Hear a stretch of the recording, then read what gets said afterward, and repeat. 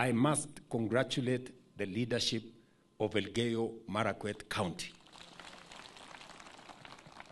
I must congratulate the leadership of Governor Rotich, the governor of Elgeyo Marakwet.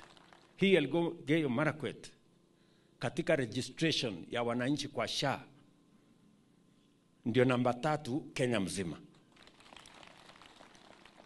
Na katika kuandikisha wananchi wa hapa, sasa mumeona pesa imeanza kuja kutoka claims ya SHA, ambayo inakuja kusaidia ile hospitali, zahanati na facilities ya hapa kwenu.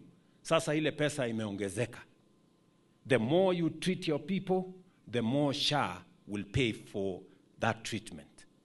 Na ndio sababu hiyo public facilities ambazo zamani pale hazikukuwa katika mpango hii, sasa public facilities will be the biggest beneficiaries of the payments we will be making from SHA. So mupange vizuri, mujisajili, na katika kujisajili kwa mpango huu wa Taifa Care,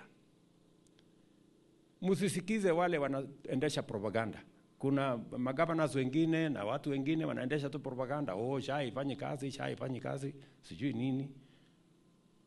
Nyinyi, you know what you're doing. Huyu governor na county ya hapa, they know what is going on. So wale wengine wataamuka siku ingine. For you, songa mbele. Na wale wako tayari tuendelee pamoja.